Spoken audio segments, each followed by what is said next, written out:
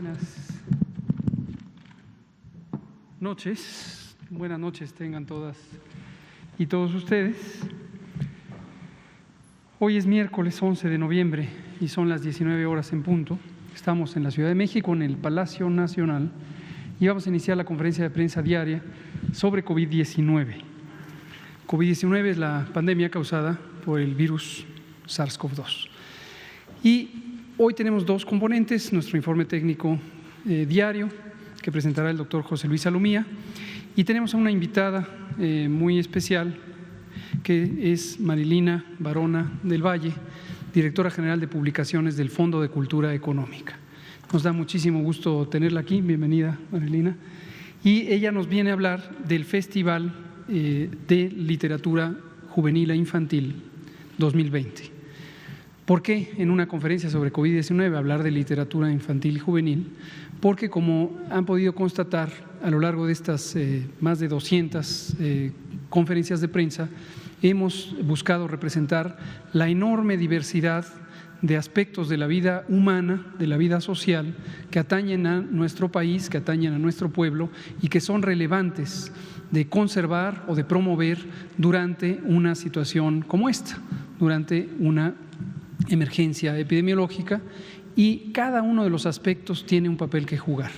La literatura, una de las expresiones culturales más profundas de la humanidad, tiene también un papel durante un fenómeno como este, y desde luego es muy deseable que contribuya, no de manera tan directa quizá, para el bienestar social durante tiempos de incertidumbre, tiempos de preocupaciones, tiempos de dolor humano, en los que es muy importante tener elementos que nos ayuden a reflexionar, a encontrar conocimiento, sabiduría, templanza, paciencia, estímulo, etcétera, etcétera, etcétera. Entonces, nos da muchísimo gusto. Le mandamos un saludo también al director general del Fondo de Cultura Económica, a nuestro amigo y compañero Paco Ignacio Taibo II, con todo aprecio y respeto, y gracias por compartir sus actividades en esta conferencia de prensa. Le he pedido entonces al doctor Salomía si presenta, y enseguida Marilina nos presentará lo correspondiente. Con mucho gusto, señor secretario. Muy buenas tardes a todas y todos los aquí presentes, así como a todas las personas que sintonizan esta conferencia vespertina, que para el día de hoy es la número 252, en este día número 165 de la nueva normalidad, como ya sabemos, caracterizada por las acciones, intervenciones del semáforo de riesgo COVID. Si pasamos a la siguiente diapositiva, aquí precisamente vemos cuál es el semáforo de riesgo COVID vigente para esta y la próxima semana, recordándole a la población que, además de identificarnos el nivel de riesgo en el cual se encuentra cada entidad federativa, un componente importante del semáforo es precisamente las actividades que se realizan en el nivel comunitario. Estamos hablando de todas aquellas acciones que, en función del nivel de riesgo, se implementan a nivel estatal y a nivel municipal para disminuir la movilidad, disminuir en su momento las actividades sociales y todas aquellas que pueden contribuir con la transmisión, dispersión y generación de contagios de COVID-19. De ahí la importancia que identifiquemos cuál es nuestro nivel de riesgo en base a la entidad en la que vivimos o a la entidad que en su momento, por algún motivo, vamos a tener que movilizarnos para poder entonces estar atento y estar siempre implementando y respetando las acciones que las autoridades sanitarias están implementando con estos propósitos. Veamos en la siguiente diapositiva, por favor, la actualización de los datos para el escenario nacional. Al día de hoy, prácticamente 1.200.000 personas ya han dado negativo a la prueba de COVID-19 y por lo tanto son casos descartados de esta enfermedad, pero además 986.177 han sido clasificadas como casos confirmados de COVID-19. COVID-19, el 97% de ellas a través de un resultado de laboratorio positivo al virus SARS-CoV-2 y un 3% a través de los mecanismos de asociación epidemiológica o dictaminación clínico-epidemiológica cuando la persona ha sido una lamentable defunción, que para efectos también del día de hoy se acumulan en México y durante toda la epidemia 96.430 defunciones secundarias, lógicamente, a complicaciones de la enfermedad. Estos grupos los podemos ver distribuidos en la gráfica que día a día actualizamos. En color verde los casos descartados, en color café claro los casos confirmados, y en base a esto entonces podemos graficar el porcentaje de positividad que está en la línea de color naranja superior, que para el día de hoy ya veíamos desde ayer había incrementado un punto porcentual al 39%, se mantiene el día de hoy en este 39% y ha representado de todas maneras una disminución de las 2 semanas previas, como lo podemos también apreciar en la gráfica. En la siguiente diapositiva aplicamos este porcentaje de positividad a los resultados aún pendientes de laboratorio o de clasificación, los sumamos a los que ya teníamos confirmados como tal y entonces tenemos el número de casos estimados, que para el día de hoy sería un poco más de 1.145.000 personas que, siendo notificadas en el CISBER, que es la herramienta informática donde las 32 entidades federativas notifican los casos sospechosos, serían ya casos confirmados de COVID para el día de hoy. Y entonces los podemos graficar en base a su fecha de inicio de síntomas y por semana epidemiológica, precisamente en esta curva de color azul superior, y así podemos observar el comportamiento de la epidemia a nivel nacional y un poco cómo se están también comportando las tendencias. Para efectos de la última semana, entre la 43 y la 44, que son las graficadas, continuamos todavía con este descenso. Para el día de hoy, menos 12%, estamos miércoles, ombligo de semana, faltarían todavía unos 3 días al menos de movimiento, pero en base a lo que hemos visto en semanas previas, podríamos pensar que esta semana vamos a terminar con un descenso y por lo tanto con un cambio en la tendencia que veíamos en semanas previas, donde habíamos tenido lógicamente incrementos. Continúa en 4% la proporción de casos activos, es decir, personas que han iniciado con signos y síntomas en los últimos 14 días y que por lo tanto están representando la actividad epidémica más reciente a nivel nacional. Y para el día de hoy, más de 731.000 personas que se estiman ya se han recuperado, han curado de COVID-19. Veamos el comportamiento de la mortalidad en la siguiente diapositiva. Aquí podemos verla representada en sus diferentes grupos. El mayor de ellos, que son las barras de color azul, son precisamente las defunciones que ya se encuentran confirmadas, pero ante la expectativa que tenemos en los otros grupos, en los que faltaría a lo mejor un resultado de laboratorio o faltaría completar el proceso de dictaminación clínica epidemiológica, la curva de color rosa la graficamos con el total de las defunciones ocurridas para cada semana, dado que sería una expectativa de en su momento presentación, y para efectos de la diferencial en las últimas 2 semanas, 43 y 44, pues continuamos prácticamente con este ya cambio en la tendencia también ascendente que veíamos en las 2 semanas previas. Ya para la semana 44 tenemos más bien el comportamiento de una meseta, es decir, no han continuado incrementándose de manera importante las defunciones, siendo el cambio para el día de hoy de solamente un punto porcentual en relación a la semana 43. Continuamos con menos 46% de reducción en relación a la semana epidemiológica que más defunciones se confirmaron o registraron a nivel nacional. Veamos ahora la ocupación hospitalaria. Vemos en este caso la de camas generales. Ya identificábamos desde algunas semanas al estado de Chihuahua como el que estaba teniendo la mayor ocupación. Sin embargo, podemos ver en esta actualización que ha disminuido esa ocupación de haber estado en 88, en 86. El día de hoy ya es de un 80%, lo cual además deja un 20% de disponibilidad, y esto ha sido resultado del trabajo precisamente de reconversión y expansión hospitalaria. Otras entidades que estarían por encima del 50% 50% son Durango, Coahuila, Nuevo León, la Ciudad de México y Aguascalientes. Después, todas las demás entidades federativas conservan 50% o más de disponibilidad y algunas inclusive por encima del 80% de esta disponibilidad.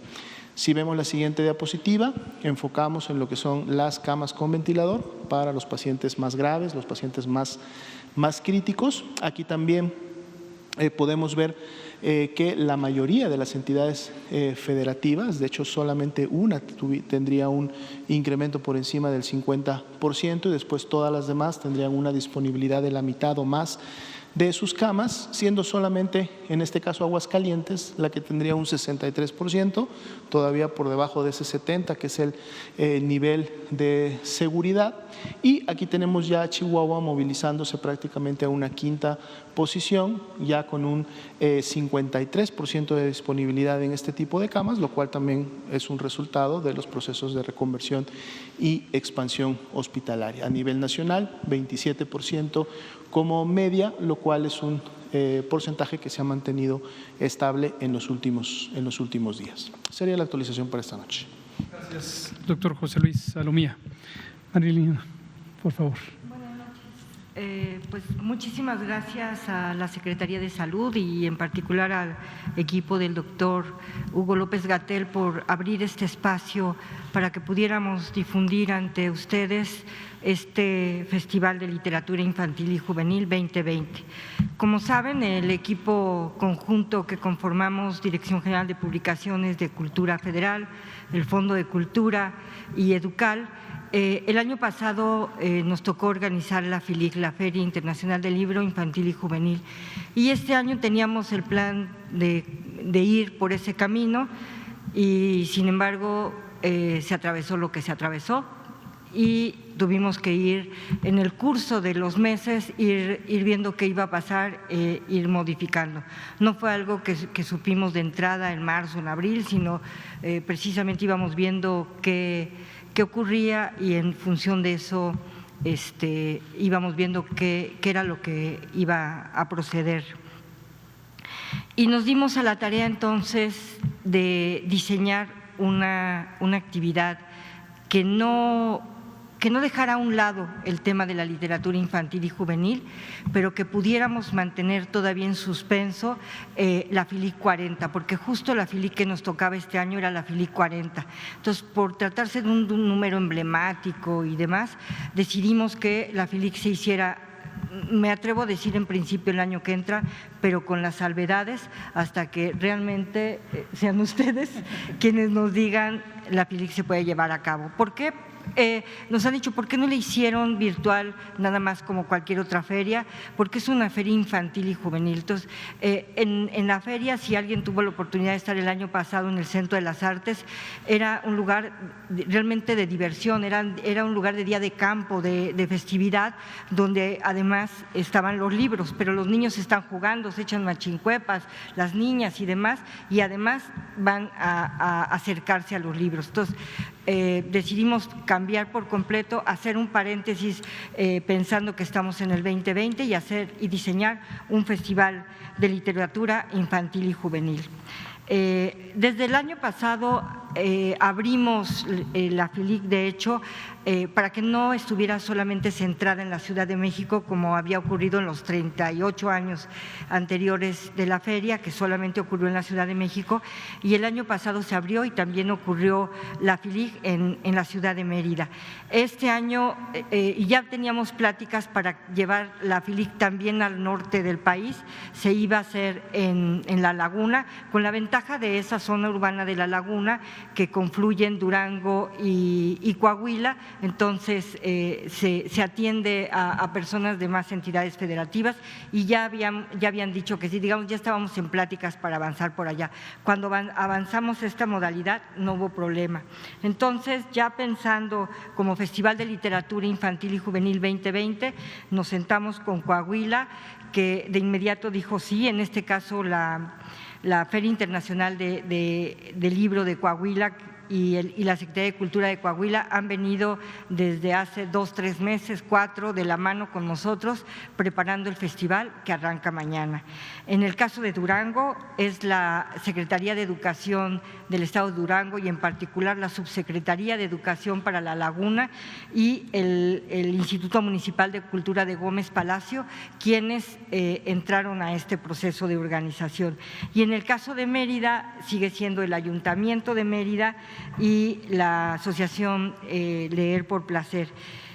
Hablamos desde luego también como la Cámara de la Industria Editorial con la sección de literatura infantil y juvenil y afortunadamente no hubo ni siquiera que darles las razones de por qué no se hacía la FILIC y por qué íbamos a hacer este festival, sino simplemente entendieron en automático que tenía que hacer algo en un año, digamos, peculiar, se tiene que hacer un festival peculiar y así va a ser un festival virtual y se sumó la Cámara de la Industria Editorial, el sector infantil y juvenil. Y lo mismo se sumó con nosotros Alas y Raíces para ayudarnos a conformar el programa artístico-cultural. En las páginas de Facebook, sobre todo de FILIC y del Fondo de Cultura, en el mismo portal del Fondo de Cultura, pueden contigua a la distancia de la Secretaría de Cultura del Gobierno Federal, pueden ustedes encontrar la programación y todos los detalles que va a tener el programa y ahí pueden ir dando seguimiento a las actividades que vamos a estar desarrollando. Tendremos, como cualquier otra feria, digamos, de libros, tendremos alrededor de 60, 70 presentaciones de libros, pero en particular 25 novedades. El Fondo de Cultura, por ejemplo, presentará 10 novedades editoriales, lo cual nos tiene muy contentos. Algunas, por ejemplo, en el caso de Oliver Jeffers, que es de los autores más cotizados o favoritos del Fondo de Cultura para niños, niñas y jóvenes, tendremos una presentación en ese caso en vivo para que puedan interactuar con el autor.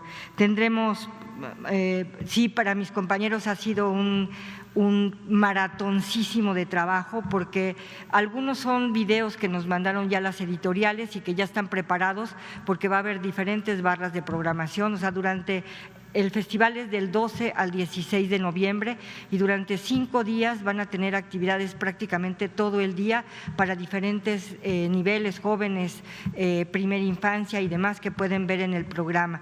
Todo el tiempo va a haber programación, pero en algunos casos sí tendremos, como decía, 40 transmisiones en vivo para que, sobre todo para que puedan tener el contacto y la interacción con los autores.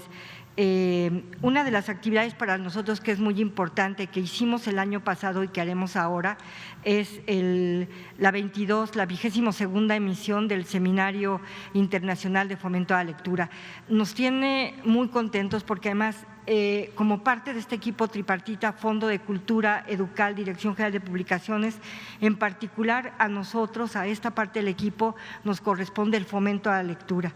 Y nos da muchísimo gusto porque de todas maneras teníamos cierto temor de decir vamos a hacer un festival de literatura infantil y juvenil desde la pandemia, desde lo virtual y a lo mejor ahora sí que la escuinclada, los niños, las niñas, los jóvenes están hartas de más computadora, yo ya no voy y hace 3 semanas, 3 sábados seguidos convocamos a talleres para primera infancia, para adolescentes y para jóvenes y nuestra sorpresa fue que a las 2 horas de sacar las convocatorias para esos talleres, a las 2 horas el cupo estaba lleno. Y puede pasar que el cupo esté lleno y a la hora que arrancas el taller no se te paren ni las moscas. Y sin embargo, arrancamos el taller y el taller seguía lleno. Entonces, y además con la ventaja de que tomaban el taller niños y niñas de diferentes lugares de la República. Entonces era hasta muy bonito escuchar las voces que estaban en los talleres y oías el acento de Yucatán, el acento de La Laguna, el acento de Chihuahua. O sea, oías los diferentes acentos y eso todavía todavía te generaba más emoción de decir, están atentos a esto, ¿no? Y en el caso del seminario de fomento a la lectura, el año pasado, que fue presencial en el festival, en la FILIG, tuvimos 540 personas ahí en el Teatro de las Artes, que entre paréntesis Ángeles Castro nos dijo que iba a estar cerrado hasta el año que entra, por eso fue de las razones de cambiar la FILIG. El año pasado tuvimos 540 personas ahí asistiendo al seminario y este año están inscritas 2,700 personas. O sea, estamos impresionados y francamente felices. Bueno, también quiero mencionar que hay 79 librerías en diferentes lugares del país, que son librerías, por decirlo así, sede del festival. En la medida en que ya está garantizado y cuidado, cruzamos la información de la CANIEM de qué libros iban a presentar los 55 sellos editoriales con lo que tenían en disponibilidad en estas librerías para garantizar que quien acuda a una de estas librerías, la lista de librerías también está de manera virtual, para que puedan, si van a esas librerías, sepan que pueden encontrar esos materiales. Y en caso de que no se acuda a las librerías, también se pueden hacer en algunos casos las compras virtuales. De los autores que tendremos, yo ya mencioné a Oliver Jeffers, pero también está la escritora alemana Cornelia Funke, está el ilustrador holandés Mark Jansen, Fer de la Cruz, en fin, Julieta Fierro, que va a presentar algo sobre divulgación de la ciencia. El programa es amplísimo y todo lo que quienes son fanáticos, fanáticas o a quienes les gusta o quienes quieren ese primer acercamiento a las letras, creo que es una enorme oportunidad este festival. Algunos otros son charlas que tendremos en vivo con diferentes temáticas que ameritan en estos momentos. En el caso del seminario tendremos entre otros a Benito Taibo, que es un gran promotor de la lectura. En verdad, quienes no lo hayan seguido, más allá de escritor y demás, su trabajo en particular como promotor de la lectura, ahora sí que nos aprovecharemos de él para que también forme parte, y también estará Juan Villoro, Julieta Fierro y algunas otras personas que tienen ya esa experiencia de hacer fomento a la lectura. En el caso de artes escénicas y fundamentalmente gracias al apoyo de Alas y Raíces, estará con nosotros la troupe, que creo que muchas de nosotros nos tocó llevar a nuestros hijos y demás hijas para que disfrutaran esto. Entonces tendremos a la troupe y narradores y trovadores de diferentes lugares. Finalmente quiero decir, el diseño que hicimos del cartel se hizo con la idea de presentarlo no solo a colores como se ha llevado a todos lados, sino se difundió también en blanco y negro o a una tinta, con la idea de que, y así lo hemos estado circulando en las redes sociales, de decir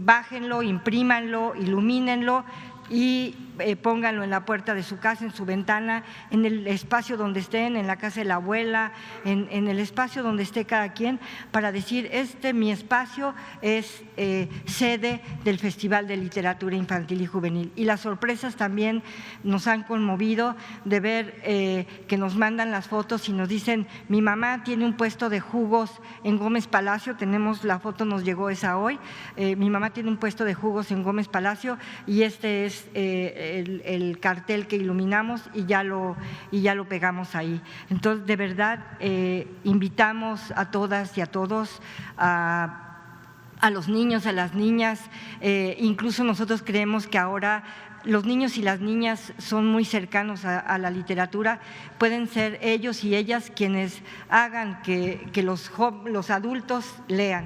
Entonces, cambiemos esas tradiciones que si eran los abuelos o los papás los que le leían a los hijos, ojalá que ahora las hijas y los hijos le lean a los papás y a los abuelos, para que en la medida de lo posible, y creo que eso es lo más importante, nos quedemos en casa leyendo, mantengamos la sana distancia y conservemos todas las medidas de salud que nos ha todos los días nos dice, nos inculca el doctor Hugo López-Gatell. Muchas gracias a todas y a todos. Muchísimas gracias, Marilina Barona del Valle, directora general de publicaciones del Fondo de Cultura Económica. Es un gran gusto saber que existe este festival tan completo, tan bien organizado, con esa participación de autores, autoras y protagonistas de las artes escénicas fundamentales para la construcción cultural de nuestro país. Un dato que seguramente la mayoría de los aquí presentes saben, pero quizá no todos en la población, es el Fondo de Cultura Económica. Es una institución que tiene ya muchos años, fue fundada en septiembre de 1934 por don Daniel Cosío Villegas y ha sido un pilar fundamental de la promoción de la lectura, de la cultura en México, y es un enorme orgullo tener una institución pública con estas capacidades, con esta influencia, no solamente en México, sino ya en América Latina, donde existen diversas ramas o unidades del Fondo de Cultura Económica. Entonces, realmente ha sido una institución fundamental para el desarrollo cultural de México. Muchísimas gracias. Gracias, Marilina, gracias a Paco, Ignacio, Taibo, el director general, y enhorabuena. Acudamos a este festival por los mecanismos ya contemplados. Gracias. Vamos a abrir a preguntas y respuestas, ya sea sobre el tema de nuestra querida invitada o sobre COVID en general. Alguien había quedado pendiente de ayer, pero si no, vamos a darle la palabra a Nuria Fernández de Expresate y luego a Rivelino Rueda. Hola, ¿cómo están? Soy Nuri Fernández de La Caracola y bueno, mi pregunta es una pregunta que tiene que ver con el tema de la propagación tan acelerada que estamos viendo de la pandemia. Entonces, en este momento, pues hay más de 5 millones de casos, más de 50 millones de casos en el mundo y más de pues 300,000 personas casi que ya han lamentablemente fallecido. Entonces, si vemos las cifras de ascenso en Europa y en otros lugares, la pregunta que surge es la siguiente: si comparamos con los efectos de la pandemia de la influenza española, justo, bueno, mal llamada española porque la llamaban así, porque España era el único país que informaba porque no estaba en la guerra, pero en realidad no tiene nada que ver con España, surgió en Estados Unidos. Pero de esta gripe de hace 100 años, vemos que esta gripe empezó primero concentrándose en los grandes centros urbanos y en las instalaciones militares, luego se propagó hacia las zonas indígenas, hacia las zonas alejadas. Y mi pregunta es, ¿este efecto de concentración y dispersión fue seguido después de una propagación y una extensión tan grande como la que estamos viendo ahora? Es decir, ¿a qué se debe una propagación tan grande? Esa sería la primera parte de la pregunta. Y la segunda, ¿por qué en este momento de propagación tan grande ha disminuido notablemente la mortalidad? Cómo no. Gracias Nuri por estas preguntas que son vigentes en cada etapa, en cada momento de la pandemia de COVID-19, y la comparación o la referencia histórica más cercana que el mundo tiene de un fenómeno de esta naturaleza es precisamente la mal llamada influenza española, desde luego fue una pandemia de influenza que ocurrió en 1918 y 1919 y se extendió de hecho hasta 1922, dicho sea de paso, con distintas olas de intensidad epidémica.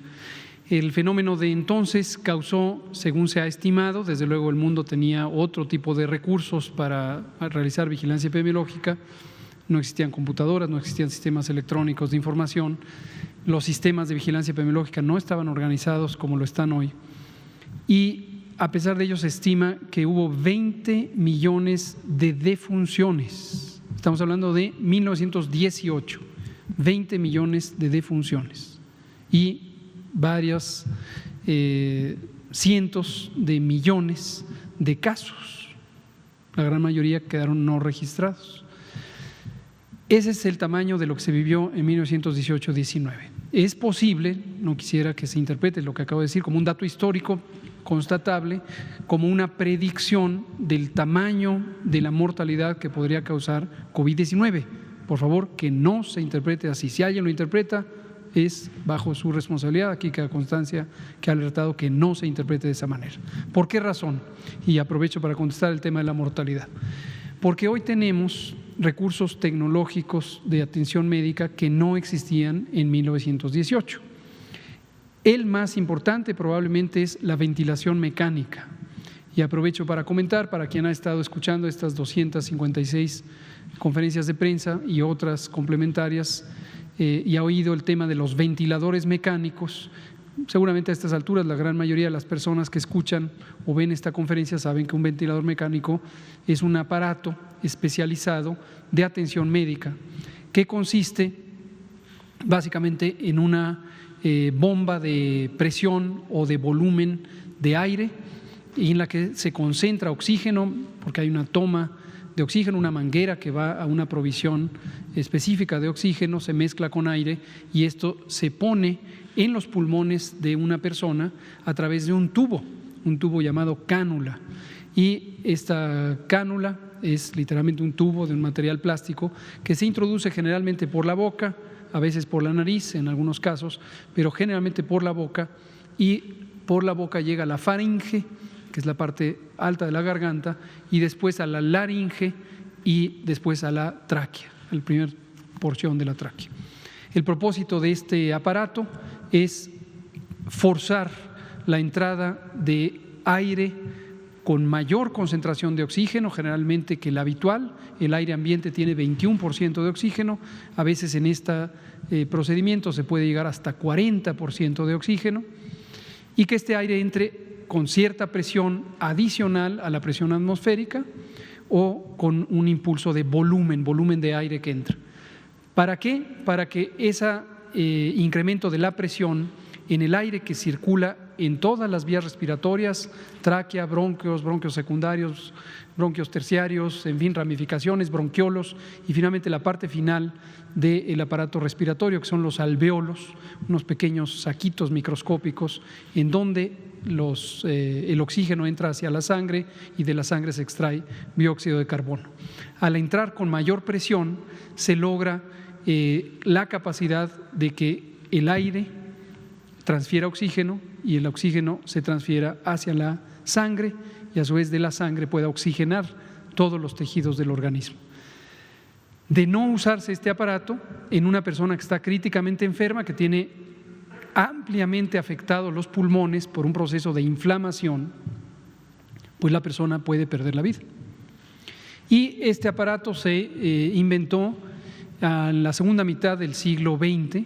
Antes no existía este tipo de aparato, existía otro diferente que se llamaba pulmotores, en donde por un mecanismo de vacío las personas se les movilizaba el tórax cuando necesitaban asistencia ventilatoria y con eso se lograba igual incrementar la presión del aire que entraba, pero era una tecnología muy diferente.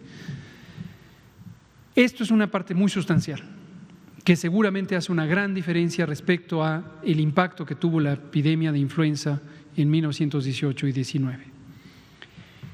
La pregunta es muy relevante porque en esta segunda oleada epidémica hemos visto una menor mortalidad, o más exactamente letalidad.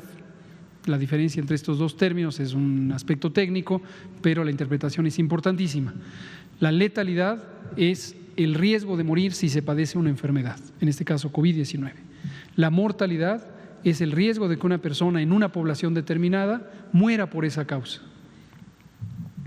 Entonces, hemos visto que la proporción o la razón de letalidad es menor para varios países en este segundo ciclo epidémico. Y hay varias razones que están siendo analizadas, algunas tienen que ver, y aquí lo quiero destacar para México, con una mayor prontitud de acceso a los servicios de salud.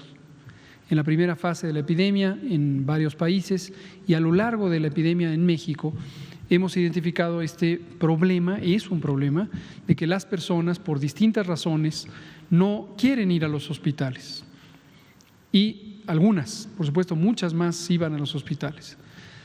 Y pueden haber dos factores que me interesa comentar con la población. Una es la percepción de que la enfermedad no es grave. Llega el primer día, se padece los síntomas, fiebre, tos, dolor de garganta, dolor de cabeza, malestar general, y las personas dicen, debe ser un resfriado, una pequeña gripa. Y entonces dejan pasar un día y no sienten otro problema, dejan pasar 2 días y no sienten otro problema, dejan pasar 3, 4 días y no sienten un problema, hasta que súbitamente, quizá al 4º o 5º día, no pueden respirar, tienen enorme cansancio, y este cansancio se explica porque tienen una concentración de oxígeno muy limitada en la sangre. En la sangre habitualmente debe haber por arriba del 93% de concentración de oxígeno, y por debajo del 90% es ya preocupante. Y hay personas que llegan a tener 60% de oxigenación, bajísimo, y apenas empiezan a detectarlo. Y entonces cuando se acercan a los hospitales para pedir atención por primera vez, es demasiado tarde. Y es demasiado tarde porque a lo largo de esos 2, 3, 4 días, el organismo ha estado sufriendo por falta de oxígeno. Las células del cuerpo, todas las células del cuerpo necesitan oxígeno todo el tiempo, y entonces necesitan tener una concentración suficiente de oxígeno. Si no se tiene ese oxígeno en concentraciones adecuadas, entonces se empiezan a dañar las células, los tejidos, los órganos. Hay órganos particularmente sensibles como los riñones, y entonces si los riñones están en esta falta de oxígeno, médicamente le llamamos hipoxemia o hipoxia, entonces no hay un funcionamiento adecuado, hay daño, y los daños pueden ser irreversibles. Y esto lleva a que las personas a los pocos horas a veces o días de haber ingresado al hospital fallezcan. Y se crea una sensación equivocada ciertamente, en donde queda la percepción de fue al hospital y se murió, como si fuera el hecho de haber sido hospitalizada lo que le causó la muerte, cuando no es así. El problema es que llegó demasiado tarde y ya había muy pocas oportunidades para tratar a la persona. Y reitero, lo hemos dicho muchas veces, casi diariamente, por eso hacemos el llamado: si usted es una persona que vive en México y tiene fiebre, tos, dolor de cabeza, dolor de garganta, piense que su primera posibilidad es COVID-19. Hay una amplia posibilidad de que sean otras enfermedades, pero es mejor que piense en una enfermedad grave que hoy nos aqueja en forma epidémica. Y segundo, si además de tener esos síntomas y ya piensa que pudiera tener COVID-19 o su familiar tuviera los síntomas y piensa usted que tiene COVID-19, pero además tiene 60 años o más de edad, o tiene diabetes, hipertensión, obesidad, tabaquismo, enfermedad pulmonar crónica, enfermedad cardíaca crónica, inmunosupresión, cáncer, vive con VIH, que son condiciones que aumentan el peligro de complicaciones, no se espere, por favor, vaya al hospital, que le valoren y que le revisen, posiblemente le hagan algunos estudios de laboratorio o de imagen y determinen que pudiera estar teniendo una complicación de COVID-19, la forma grave de COVID-19. Si usted llega temprano al hospital, temprano no de horario, sino a los pocos días de que inició con sus síntomas, deseablemente no más de 24 horas después de que inició con sus síntomas, hay todavía mucho que se puede hacer, y entre lo que se puede hacer es que usted reciba oxigenación sin necesidad de intubación, sin necesidad de este aparato del que estamos hablando. Sencillamente con una mascarilla que tiene una concentración mayor de oxígeno, va a recibir hidratación, seguramente con una solución intravenosa, va a tener otros cuidados. Si usted tiene enfermedades crónicas, le van a controlar las enfermedades crónicas. Y eso puede hacer toda la diferencia, regreso a la pregunta, de la letalidad, la posibilidad de un desenlace fatal por COVID-19. Muchas gracias. Liliana Noble, Pulso Saludable, y nos seguimos por allá con el compañero. y con Rivelino habíamos Gracias. dicho. Regresamos con Rivelino y luego con el compañero. Buenas noches, Liliana Noble de Pulso Saludable. Para la representante del Fondo de Cultura, me gustaría preguntarle, Marilina, ¿sí lo dije bien? Gracias. Me gustaría preguntarle qué tan importante es el acercamiento en este periodo de confinamiento de los pequeños hacia la lectura, porque leer te abre el panorama. Entonces, ¿qué tan necesario, tan obligado y tan importante es en estos tiempos? Gracias. Obligado, cero, en primer lugar. Pero nosotros hablamos de la lectura por placer y creo que es muy importante porque justo lo que queremos ahorita es que la gente no solo se quede en su casa cuidándose de salud y demás, sino una forma de cuidarse y aprender es leyendo. Entonces, pero la lectura, en estos casos podemos hacer que se haga la lectura virtual también colectivamente. Nosotros hemos estado formando, por ejemplo, clubes de lectura, y en esos clubes de lectura donde hay niños, niñas, adultos, adolescentes, etcétera, hay personas de todas las edades y lo que los junta es un libro. Entonces se reúnen en torno a una lectura vía computadora o vía la tablet o vía lo que sea, vía digital, pero comparten una lectura entre varios y se genera una comunidad. Entonces, es importante porque es una manera de aprender, no solo de aprender 2 más 2 son 4, o este es un perro y el perro tiene un sistema digestivo así, asado, sino la literatura es una forma de aprender la vida, es una forma de aprender las emociones. Leer te da mucho más allá que solamente la información en un sentido estricto, ¿no? No se trata solo de leer una enciclopedia, se trata de leer aquello que te va a generar placer, que te va a generar empatía hacia los otros. Tú puedes a través de la lectura vivir en México, toda tu vida haber vivido en México, toda tu vida haber vivido en un pueblo y por la literatura descubrir que existen otros países, otras culturas, otros mundos, y eso ya te permite acercarte a lugares y a formas de vida que ni te imaginabas. Por eso es muy importante la lectura y por eso lo estamos impulsando tanto. Obligar, vuelvo a insistir, para nada. Y sabemos que hay personas a las que nunca les va a gustar leer y enhorabuena. A lo mejor a todo mundo no le va a gustar tocar el violín o pintar o tocar la flauta. Lo importante desde el gobierno es que la gente no lea, ahora sí que porque no se le da la gana y no porque no tuvo acceso al libro. ¿Sí? O sea, aquí lo importante es que desde el gobierno se establezca ese acceso. Ahorita por el tema de la pandemia el acceso tiene que ser de otras modalidades, por eso este festival virtual, porque la única manera que tenemos de demostrarle que hay un nuevo libro tal es que un promotor de la lectura esté de manera virtual enseñando. Y perdón, disculpa que aproveche a lo mejor tu pregunta, pero me voy a extender un poco porque quiero que incluyamos un video, porque quienes también nos están ayudando en el festival es el Escuadrón de la Salud, que también va a estar presente. Así que Susana, Esperanza y todos los personajes del Escuadrón de la Salud, no sé si hay algún inconveniente que veamos un video rápido y regresamos contigo a las preguntas.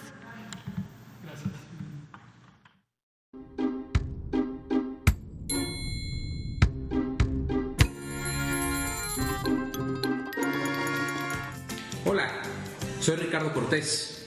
Desde la Secretaría de Salud tenemos el gran gusto de invitarles al Festival de Literatura Infantil y Juvenil 2020. En este evento virtual especial queremos celebrarte a ti, a todas y todos los que conforman esta comunidad lectora tan diversa y enriquecedora. Del 12 al 16 de noviembre te invitamos a encontrar un hogar para leer y disfrutar talleres, presentaciones de libros, charlas, cápsulas, transmisiones en vivo y muchas más actividades en línea planeadas para ti. También participarán más de 50 editoriales como el Fondo de Cultura Económica y Educal. Entonces podrás adquirir miles de títulos en tus tiendas online. Y para llegar a todo el país contamos con el apoyo de Mérida y La Laguna en Durango y Coahuila como organizadores. Sabemos que ha sido un año diferente, pero no podemos olvidar a toda la comunidad de la República de Lectores. Y aunque no estemos juntos ni juntas físicamente, podemos seguir celebrando la lectura desde casa. Estamos celebrando que la lectura nos acerca, así que para cuidarnos y disfrutar en casa, organizamos este gran festival.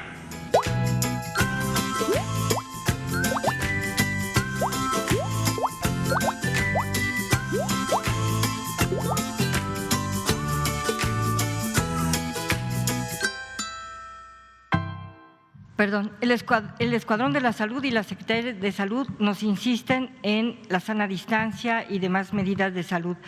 Sabemos que la población infantil y juvenil, por su propia naturaleza, si se ven, se abrazan, se besan, se comparten la torta, el agua.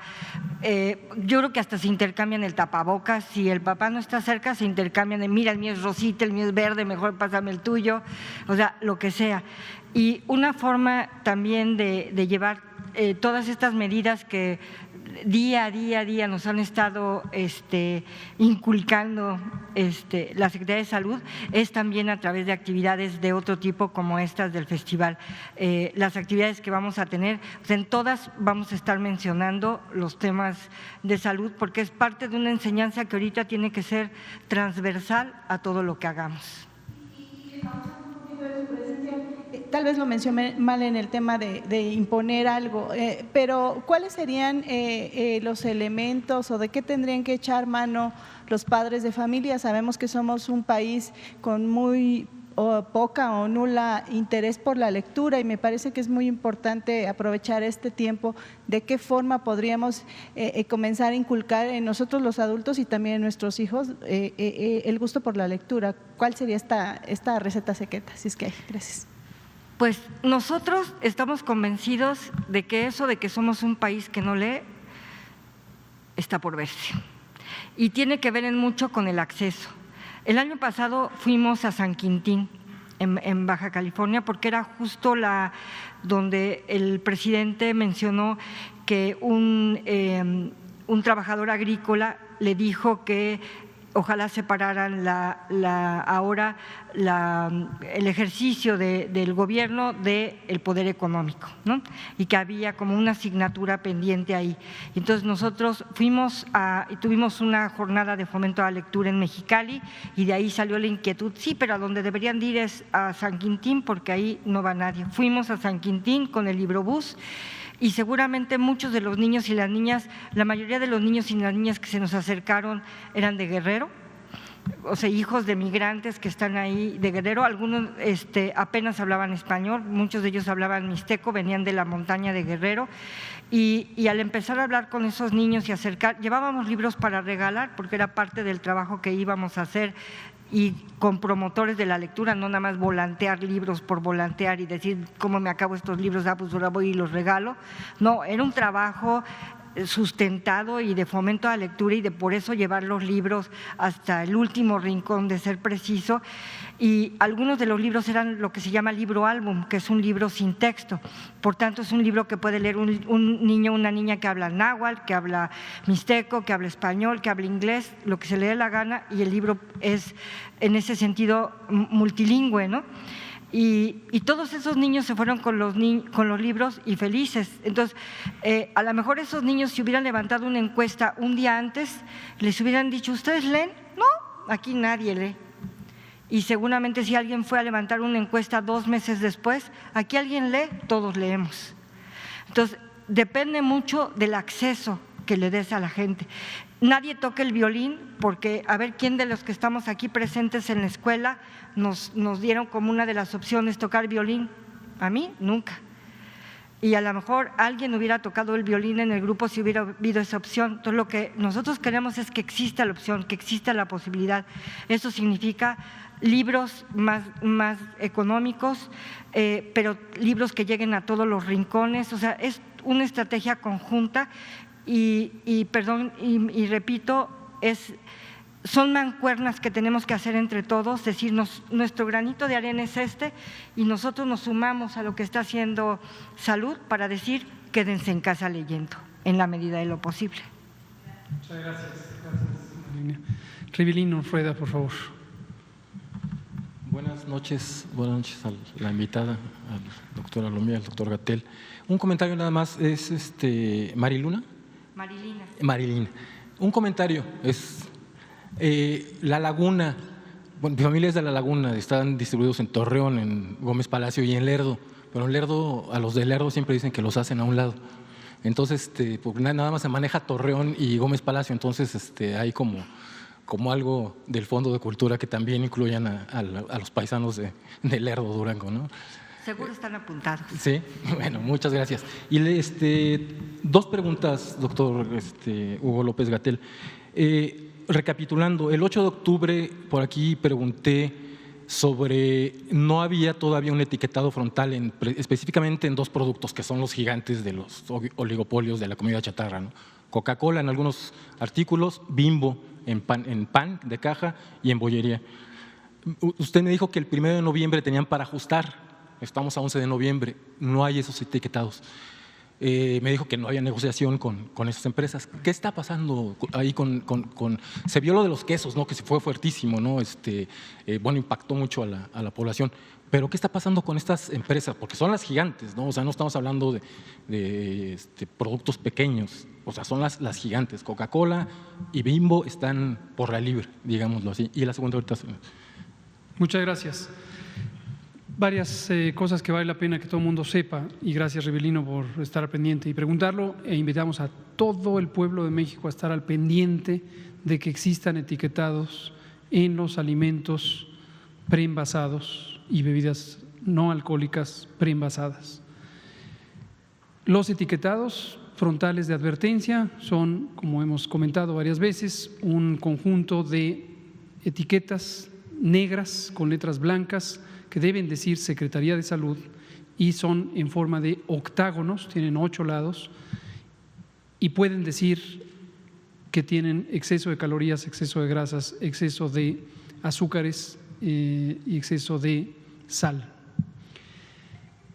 También puede haber un cintillo que diga contiene cafeína, no apto para niños, o contiene edulcorantes artificiales, no apto para niños. No hay negociación de nada. La norma 051, SSA1, es la que es. La Ley General de Salud, en su artículo 212, que fue reformado por el Poder Legislativo hace un poco más de un año, con este propósito de ordenar a la Secretaría de Salud establecer etiquetado de advertencia, debe cumplirse. Ahora, un matiz. Estos dos compañías de productos preenvasados tienen etiquetados ya en la mayoría de las líneas de sus productos. No todos deben tener etiqueta.